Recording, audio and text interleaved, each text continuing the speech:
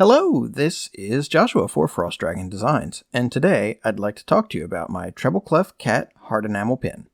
So this particular pin is, I believe, the 13th pin in my Cute Cat Pin Club subscription club thing that I've got going on my website. The benefits of subscribing are you get the pin at a slightly lower price than when it's up for regular sale on my website, and you also get it about 2 months before everyone else does.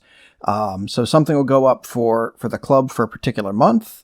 It'll be sent out to those people. It'll disappear for 2 months. And then whatever I have left, I will then list for regular sale at a higher price on my site 2 months later. So if you're interested in getting a cute cat in your mailbox every month, just go ahead and check out the link below. It's not always going to be showing this particular design, because it rotates every month. On the 22nd, I put up a new picture because that's the one that's coming out next. But if you happen to see this before December 22nd of 2022, and you order or join the pin club before then, this is the pin that you will be getting first. So with all of that said, let's go ahead and get into the design. So this particular pin, the idea is it's a cat, and he's going to be climbing a treble clef. So you can see I brought in my cat on the compass rose pin because it's the most similar design that I have. It's just a reference point that I can glance over at. So you can see that I'm basically just starting off with trying to figure out the treble clef shape. So the treble clef is kind of, I don't know what exactly it's supposed to be. It kind of looks like a stylized letter G. I do know that the treble clef is, as we know it today, is also called a G clef. The curly Q part of the treble clef is actually supposed to be centered on the G line of a musical staff. If it sounds like I don't know what I'm talking about, I kind of don't. This is what I read off of Wikipedia and whatnot. Everyone in my house, with the exception of my youngest son, who is not old enough to play an instrument, but everyone else other than myself plays an instrument. So that was part of the whole reason why I kind of wanted to do this particular pin design, because I thought it would be something just kind of cute my kids could put on their backpack, when they're going to their music lessons or whatnot. My daughter currently is just playing recorder. But she's doing very well at that. And my older son is playing cello, so he's a cellist. But I just thought, this would be a fun design because, like I said, music, everyone in my house can play something other than me and the little guy. And I just thought it would be interesting to do, a design like that. I figured there's lots of people who love cats and music.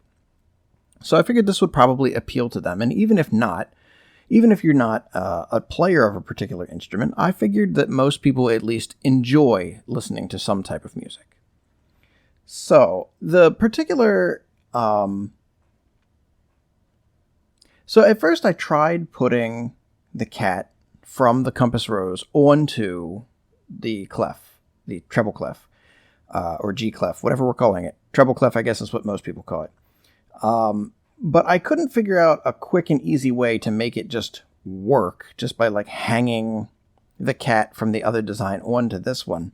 So I started just drawing one from scratch. It's not that hard. I've drawn the black cat so many times now that I really have a good understanding of the shapes of the body, the shapes of the legs, how the head interacts with it. I mean, you will notice that I do copy and paste the head from other designs. It's not just this video. You see that in most videos. I will almost always copy the head just because I want it to be standardized across the different pins. Like if it's this little cat head, I want it to always be this little cat head. And there's really no sense in just, spending a bunch of time redrawing it. But the body itself, I figure that makes fine sense to go ahead and spend some extra time redrawing it rather than trying to force the previous cat onto the treble clef. It makes a lot more sense to just go ahead and draw a new one. It's not that hard. I actually find drawing the little cat body to be quite cathartic. It's quite calming. It's fun. I grew up with cats. My first two pets were my parents. They had a pair of black cats named Angel and Joe. They were fun cats. They both lived quite long lives. One of them lived to be 18. The other one, I believe, lived to be 21. So pretty old cats. And, we had a lot of other cats growing up. I mean, I think the height of it, there were like 10 or 11 cats living in the house. So I guess you could say that my mom is a crazy cat lady. I guess that's where I get it from. I don't think she'd mind that either. So I know some people, don't like that phrase, but I don't think that my mother would take any offense to that. So I get it honestly, and I think that's part of just, I like the cat being the same in most of these designs when it is the black cat, because it's almost like it's the same cat going on a bunch of adventures, getting into a bunch of mischief. He's, showing what his interests are. I like to think of it as the same character when it's the black cat. Now, it's not always the black cat. I mean, if I put up the other 12 from the pin club in the beginning of this video, at least one of them is not a black cat. I think it's like a cream colored cat, because it's an ice cream cat with a little whipped cream on top laying in a little cup. So they're not always black cats when I do this. And one of them was a cat turnip thing. But when they are black cats, I do like to think of them as being this same little kitty getting up to some sort of trouble. Or not even trouble. Treble, I guess, in this case. He's getting up to some treble. So you can see as I'm working on this, I had changed the treble clef to black. Because, it's almost always written as black. But then I thought, well, I would like it to have at least some pop of color. So I think I landed on it being a dark red color, because I didn't want it to be like an ostentatious, really bright red, because that's not always a good color for if you're wearing it on a lapel. Sometimes a really bright red can clash with other colors when you're wearing it.